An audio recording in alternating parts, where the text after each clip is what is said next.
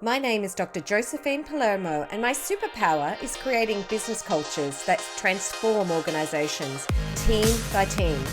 Today, my co-host Ian Butterworth and I are joined by Mack Zhou, who is an organizational psychologist working in the health sector. He helps us to understand what the Dark Triad is and how would we know we are in the presence of it. Importantly, he also offers some tips on what to do when confronted with someone who could have this distinct personality profile. I was absolutely fascinated by this conversation. I'm sure you'll enjoy it too.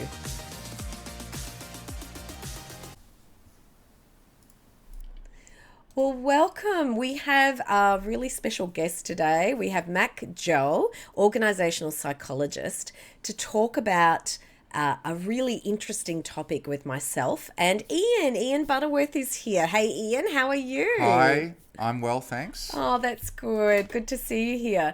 Mack, could you please maybe introduce yourself? I always think it's better for people to introduce themselves because you know yourself better than most people. So over to you, Mack. Hi, Josie. Hi, Ian. I'm glad to be here.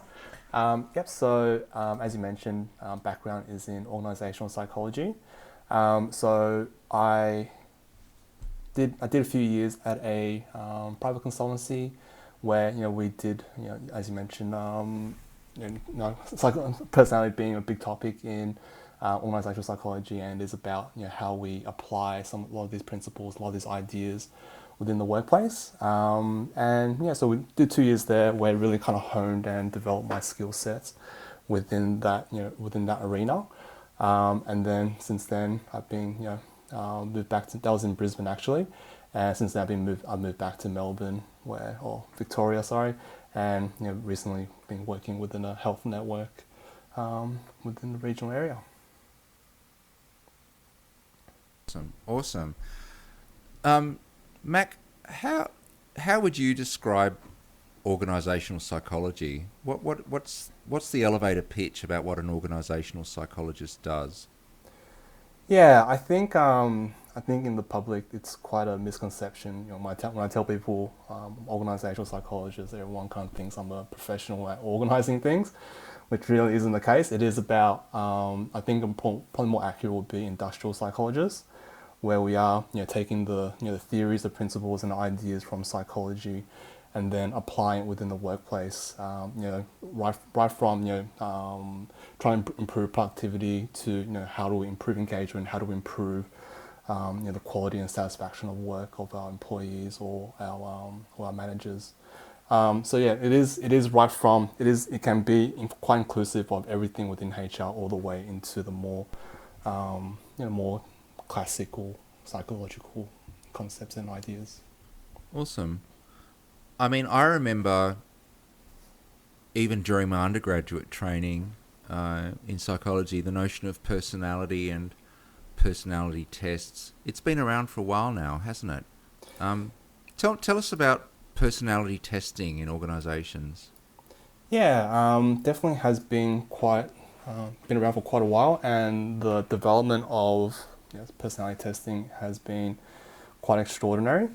In the workplace, I think it is used quite widely. I won't go into too much detail about the scientific components of the personality testing, such as reliability and validity and all that stuff. But in terms of what it's about, a lot of consultancy, a lot of organizations do have their own tests. These days, I do find the more effective tools do kind of more focus on measuring preferences. What do we prefer to do in certain situations, and how does that reflect on different scenarios. When I say preferences, I don't mean that it's not completely removed from personality, because our preferences are quite a strong function of our personality as well. But in terms of what are the exact components that make up the individual, it is quite difficult to actually measure and define. So in terms of looking at the preferences, looking at the our behaviors and what we do, it is more probably good strong indicator of what the underlying personalities are within an individual. I've heard this term, the Big Five. What does that mean?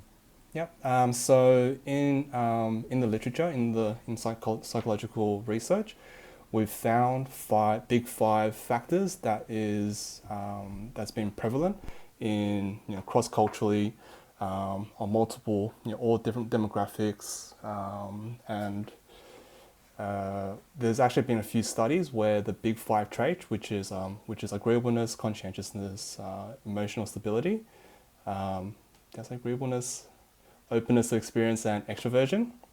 So those five there's a few studies actually being shown those studies have actually shown those personality factors being present in animals as well. So it is they call the big five because it is the big five personality traits that's been shown up over and over again and is quite reliable.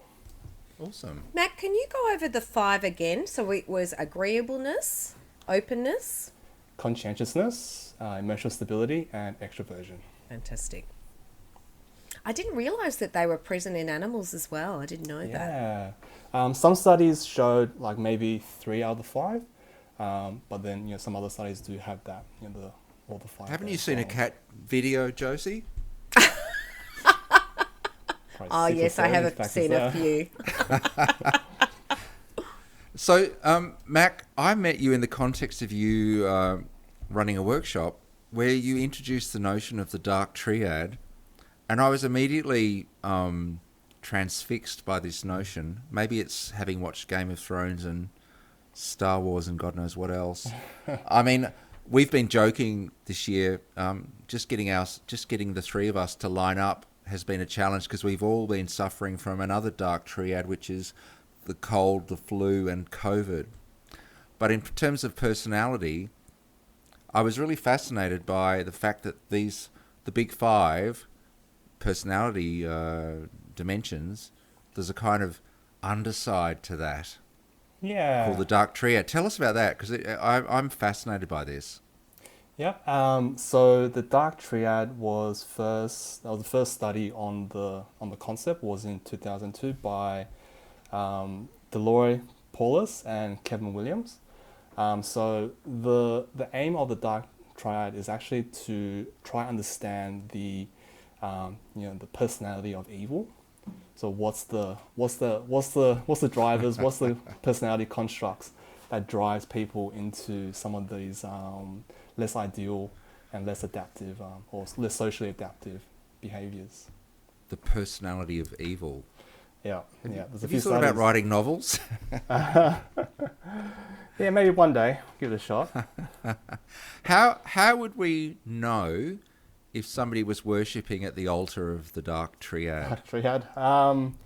Yeah, I suppose in terms of what they actually, how we know is, it might be a bit controversial in terms of, everyone does have some degree of these factors, which is like all personality. It's not saying like if you're a complete extrovert, if you're saying you're an extrovert, you're not completely all the time an extrovert. You do have some of those introvert tendencies. It's more about the scale of how high or low we are on some of these facets. So what are they again? The three? So the Dark Triad is Machiavellianism, narcissism, and psychopathy. So these three, obviously, it's not in the big five personality traits. It's more of the term is coined by those authors, but in terms of the correlation and the relationship between the three with the big five is quite well known as well.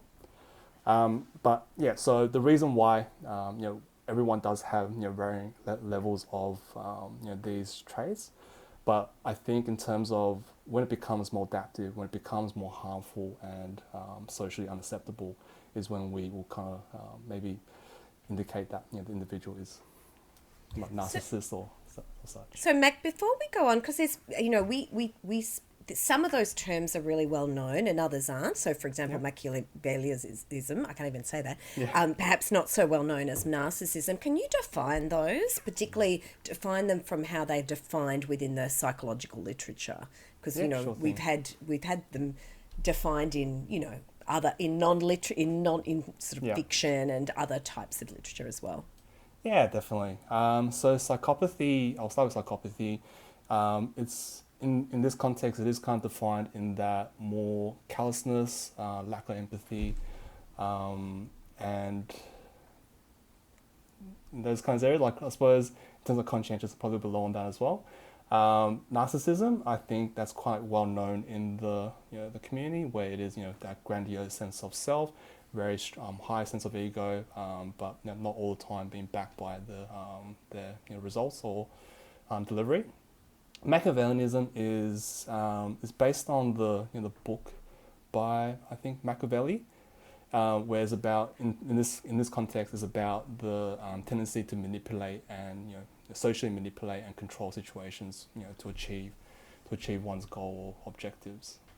As I recall, Machiavelli was a sort of Renaissance era Italian bureaucrat, perhaps, who wrote a bit of a handbook on how to game the system or how to play people off against each other and how to manipulate situations. Josie? Is that right? Absolutely. And, if you look at Italian bureaucracy in Italy, you can see that still very much plays out. It's all about influence and manipulation, and the rules are there to be broken and bent, mainly according to status. But that's just a tool around which people manipulate others. It sounds like this current situation of an Australian bureaucrat who was trying to get a post for themselves in New York City. I'm hearing a bit of Dark Triad going on there. Could be. Yeah, I suppose that's one good place to start looking for people behind these traits, right? So, Mac, have you come across people that are at the altar of the Dark Triad? Are they wearing Darth Vader outfit, or are they just hiding in a tree? Most of the time, yes. The cape as well, No, I think it is. I suppose sometimes you do see people quite manipulative, and I should mention the reason why we do have why the authors said the three as the Dark Triad is because when one person is high, when someone is high in one of these three traits, they're usually quite high in the other two as well. So a few people that I've come across in the past where quite clearly they're very very Machiavellian style, where they are quite manipulative, very socially adept. In terms of how they maneuver, the social environment. So I suppose, from the outside it does look quite callous, and I think you would quite easily argue there is a degree of psychopathy in there as well, where it is very little disregard for other people and is more about their own personal gains and goals that they're trying to achieve. So it is quite a few. So, one of my late night monologues that I have with myself and anyone else who's unfortunate enough to be within earshot is that I feel like the current era kind of enables the Dark Triad. It's almost like our organisational cultures in this late stage capitalism. It almost enables that kind of behaviour because we have hollowed out institutions. It seems like there's a kind of cynical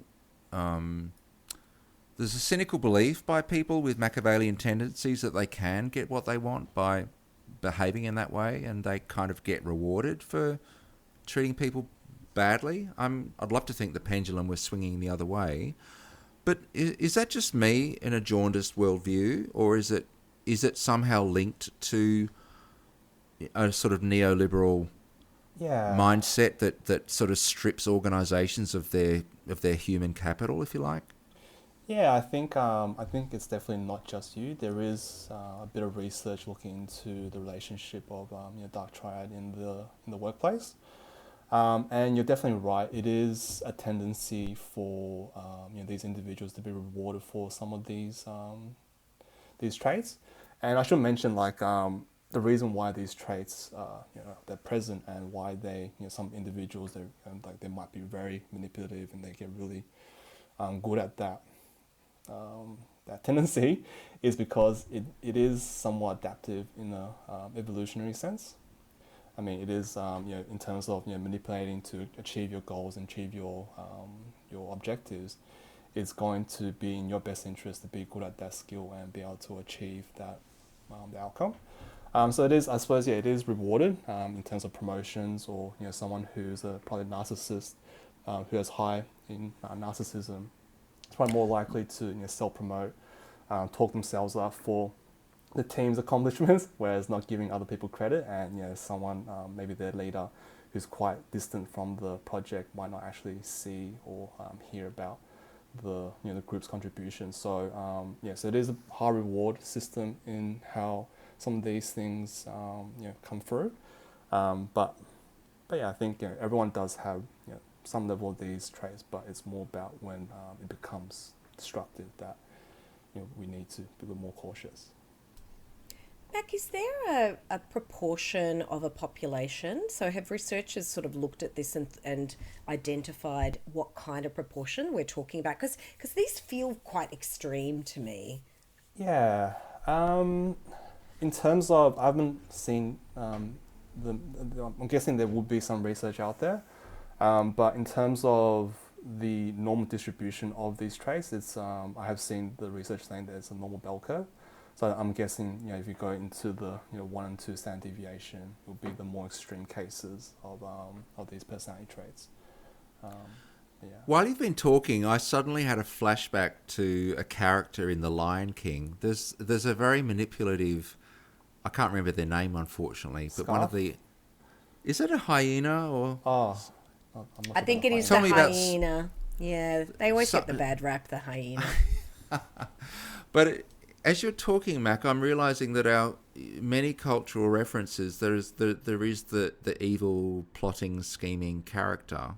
So I guess even the term the Dark Triad, I mean, it sounds sensationalist, but in some ways it links us to those characters that we can identify in films or cartoons that play that role, the villain, if you like. Yeah, definitely. 100%. But I think it is that plotting, it is that manipulation, it is that that callousness. But I think the highlight there is the callousness and the lack of empathy or consideration for others.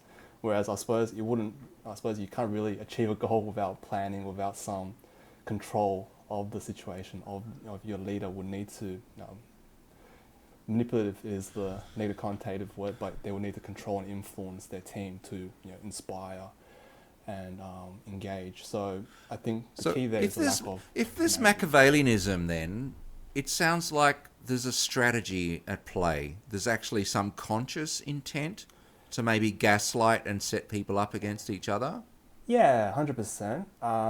I think Machiavellian. I suppose if you look at the research, has actually shown Machiavellianism as being the less destructive of the two. Someone who's only high in Machiavellianism but lower in narcissism and psychopathy, they tend to see the long-term benefits of playing the the good Samaritan, being socially adaptive, so that the long-term goal is to achieve their promotions or the networking ability. But but individuals high in Machiavellianism as well as psychopathy, it becomes that that negative agenda where it's like they're trying to quick gains, whereas very little regard for the other individual. So someone who's high on Machiavellianism can engage in acts of kindness and pro-social behaviour, but it may be a tactic to get something. It's not because it's coming from a deep empathy, and it's not because they want to create a community of practice. They want to get something out. Wow. Yeah, gaming that the normal social reciprocity. We've all evolved to when we get something we want to return it in favor. Where Machiavellians might gain that concept to get their favor from down the track. So, I mean, if these people are walking in our midst and we're working in their company, how would we start to know that we were in the presence of someone like that? What would be the signs? I think, as I mentioned, so I think everyone does have varying levels of these three traits. Like psychopathy can actually be adaptive as well, where it is the shutting down of emotion to achieve what you need to do. Like in a very serious situation where if you're seeing someone being attacked and you need to shut down your emotions to be able to help that individual. So it is. So everyone has varying levels of these three. As I mentioned before, it is when it becomes extreme and maladaptive, destructive, that it is. We want to be a little more cautious. So I think in terms of if we were to kind of notice someone being quite callous, repetitively, you feel like you're being picked on or such, I think the best thing to do is just be professional in our style. It is taking those notes. It is making sure there is records. Email these days is very easy to keep track of conversations, and reaching out to HR rep or the EAP services to get that outside perspective, so that you getting that outside point of view to help understand and see what's actually happening and what can be done in those situations. While you've been talking, I've been thinking of two people that I encountered working in government. One was at the sort of deputy secretary level, if you like, fairly high up. But another one was someone I had to manage. So, it's not just people in positions of power over you. It might be people that report to you. And I guess the behaviour is likely to be different in those two contexts, right? Yeah, I think it depends on which of the three we're looking at. But I suppose someone high in one of these, say narcissism, someone high narcissism that's reporting to you, I suppose you will be seeing all the positives, all the great things that this individual is doing, where they might be subtly, disparaging their colleagues and making it seem like all the effort and all the contributions come from them. So yeah, I think it will be quite different from being managing one of these individuals, because you're most likely the one that's being gamed and work to try to get that promotion on their part. And I guess you might encounter people as a manager, people that are sort of on their way up, quote unquote, who would see you as either a stepping stone or impediment, or as a tool, in all senses of the word, to get where they want to get. I'm actually having a flashback to a famous Hollywood movie called All About Eve, where a Hollywood star has an understudy that comes to work with her, and the understudy is probably in the Dark Triad, and this understudy does everything in their power to become the lead, to become the star. And the film ends with the Dark Triad person who's become the star. A new understudy comes to work with her, and she's the understudy is in the Dark Triad as well. It's hilarious. Yeah. So, oh, wow. I mean, having worked in government, and that whole HR apparatus that almost creates inertia and torpor and stasis, because there are so many checks and balances and forms and documents and procedures and he said, they said, she said, to deal with that kind of behaviour with someone who is working at that level within the triad, it's so exhausting. And it's not just government too, Ian. I mean, you see this in private sector as well. Definitely, you definitely see this. What have you seen, sector. Josie, in your experience? I've definitely seen, particularly at the leadership level, I've seen these kinds of modalities or traits, and you're right, Mac. It's not always at the extreme end, and sometimes there's there's a play amongst those three things, but you do see particularly those behaviours where perhaps you're surprised, you're thinking that someone has a view or that they have an empathic view of something, but their actual behaviour is more along the lines of feeling no empathy at the time, being able to move through their particular strategy. And also you do see that a lot of, particularly in private sector, you do see a lot of that narcissism where you see leaders taking credit or perhaps even outright lying about their achievements, outright lying about what they've been able to do or what they could do. And so that there is that. And so I think, and I don't know if HR systems are set up to deal with that, because again, you're dealing with things that are very subtle, and it is behaviors, and often people who are dealing with the end of that, with the are feeling perhaps a little bit they're second guessing themselves, they're feeling a little bit unsure about what they're actually seeing, because we don't expect it. We expect people to act with good intention, or we expect people to act with the same intention that we have. Yet we're all, walking around with very different ideas about what's in front of us, what the reality is in front of us.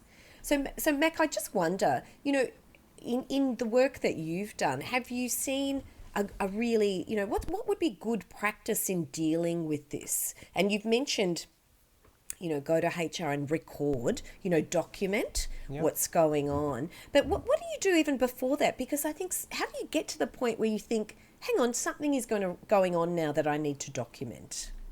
What kind of self-awareness do we need to sort of, I guess, arm ourselves? I guess it would be having that, if someone is repetitively, taking credit, or if you're feeling like someone's been quite callous, it would be something that's kind of repetitive. If there's a one-off thing, maybe it is obviously have that conversation, not to be don't alienate yourself. I think someone who's probably high in psychopathy or Machiavellianism, they will want to be, as you said before, in gaslighting. So they probably would want to alienate you or make you feel alienated. So it is reaching out quite early on. So I think it is. I suppose just having those conversations. Is you never really know, whether something like this is happening or not. But the more we talk, the more we engage with those around us, the less likely it could spiral into that situation. And I think also, actually being aware of our environment, the hidden environment. So what's happening in the group dynamics, what's happening, what are the intangible things? And often we get a gut feel. So if you're involved in an interaction and someone behaves in a way that's misaligned to the organisational values or your own values, you get a gut feel, don't you? You kind of get a twinge. You go, oh, that didn't feel right. What's going on there? And it's actually having people you can talk to about that is really helpful. I've got one case of a female manager who was her and the CFO were the only two women on this executive team. There was a lot of behaviours going on, but they teamed up together. So they would analyse what's going on, or as much as they could, they would discuss the group dynamics and kind of back each other. And I think having someone who you can talk to is really important, just to, test some things with someone else. Yeah, just flesh out the ideas. Was this actually what happened, or am I just imagining what? Yeah. I've got a question. We've talked about HR as an organisational entity. That term isn't used so much anymore, is it? It's more people and culture, people and for culture. example. Yeah, definitely. And it occurs to me that I guess the sort of pejorative view of HR departments is they're often very much the delivery mechanism of the Dark Triad in the executive level. Whereas I would hope that the term people and culture has been created to see it as a group with some influence over the culture of the entire organisation, including people at the strategic apex. I guess the risk is what happens if HR has got the Dark Triad working within it. To what capacity? What is the capacity of organisations right now to regulate the culture within people and culture?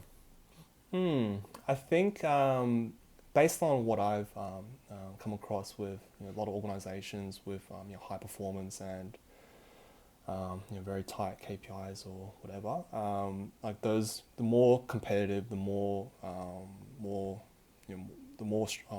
difficult KPIs or whatever, the more likely it's people are going to result into some of these Dark Triad traits.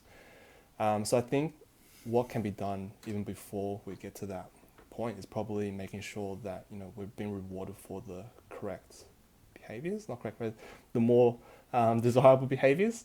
So in terms of that collaborative culture, where I know one organization, they reward, so in terms of bonuses or whatever, they're rewarded on the basis of everyone's contribution or everyone's outcomes.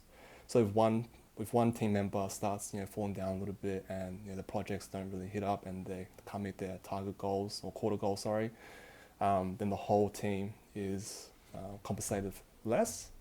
Whereas Oh, wow. if one individual is compensated just for their contributions, it's probably a little more competitive, a little more likely that some of those traits will transpire. Sounds like the dreaded university group assignment has made its way into corporate culture. Yeah. Don't want that again. Wow. Oh, this is so fascinating. And I guess there are so many layers of this onion to peel off. The zeitgeist, the culture, the ideology of the dominant sort of economic system, the dominant values of a society, the vision of the organisation, its mission, its purpose, the way it has rewards and checks and balances, all of those things. I mean, this is why I love organisations, but it's also why, having been a manager, I'm also terrified of the power and the responsibilities that are contained in some of those managerial roles, where you're managing up, you're reporting up, you're also so-called managing down or supporting team members. Yeah. It's All it's a directions, really it's a challenge, and if you don't have the support of the organisation around you, it's a very lonely, stressful situation where you start second guessing yourself and start doubting your own capability. Well, that was my experience anyway. Yeah. But then to have the Dark Triad piled on top of that, I think as Josie said earlier, when you can walk into a place, you get a sense of the mood automatically. Doesn't matter what's written on paper, you just get a vibe. And I know that sounds a bit kooky and a bit new age, but I don't know. I was in somewhere recently. I walked in, I had an eye test or something, and I walked into a place that was sort of deathly silent, even though it had about 20 people working in it. I just thought, something's not right here. Yeah. Oh, that doesn't sound friendly for eye test. And I guess when you're picking up those signals, I mean, if you don't have the opportunity to leave, sometimes you don't have that many places to go. If it's a tough economy, and if it's an insecure workforce and times are tough and you've got responsibilities, you're looking after people at home, whatever it might be, you can't just leave. But if the vibe is that bad, you probably need to, or at least start to look somewhere else. Yeah, 100%. Which is why I think in terms of the interview process, we do kind of take it that it is very one-sided, but that's like the key. That definitely is the key opportunity for the candidate to understand the culture and the values of the organisation a little bit more in depth. But sometimes a lot of people might enjoy that very competitive, very self-promoting environment where they feel like they can really thrive. So maybe a culture where it is a little bit high in some of these areas would be a good fit for some people. So yeah, I think to not get caught up in that kind of that trap, it is making sure that we are understanding the organization's values and culture before going in. And I suppose most people, I would imagine, would prefer more collaborative and more supportive rather than that kind of Dark Triad situation. But you're very. That's 100% though, Mac. This might be an environment where you thrive, and the main thing there, like I think the takeaway there is, find an environment where you thrive, where the fit is right for you, and if it's not right for you, then it's probably not you, it's them. so you My either motto. you walk with your feet, or if you can't, to your point, Ian, if you can't walk with your feet, then find someone else to talk to who can give you a perspective, because not doing anything and sort of sitting in it, it does affect you. It does affect you in terms of diluting your own self-confidence and in terms of how, creating all sorts of negative self-talk that you don't need because it's not coming from you necessarily. Wow. Yeah, definitely. And I would just kind of add to that as well, seeing, I think in that situation, it is probably best to probably leave that organization. But, looking to a new role and such, you might have that tendency to, go through all the negative stuff. But, just keep in mind, it's not ideal, but, maintain that professionalism so that we are putting our best foot forward and that we can, have that best chance to leave that culture as soon as possible. Well, thank you so much. What a great conversation. Thank you so much, Mack. And thank you, Ian, for spending the time here. This has been really fascinating. And I hope that people listening have got something out of it. I'm sure they have. And I hope they're not confronted with too much of this on the extreme end. But absolutely, these traits are very present and they can, be a source of really great impact in a positive way as well as a negative way. Thanks, Josie. Thank you so much, Mack. As I said, I really enjoyed the workshop where I met you for the first time, and I'm a collector of interesting people, so I feel like my mission has been accomplished. And how do people reach out to you? Have you got a LinkedIn profile, Mack, that people can connect with you? I do. Yep. It's just my name, so Mack Zhou. I'm not sure would that be included in the title or such. We'll post it. We'll make sure you're tagged when we post it, so people can follow up with you for a direct connection. Yeah, sounds great. Awesome. Thank you so much. Thanks everyone.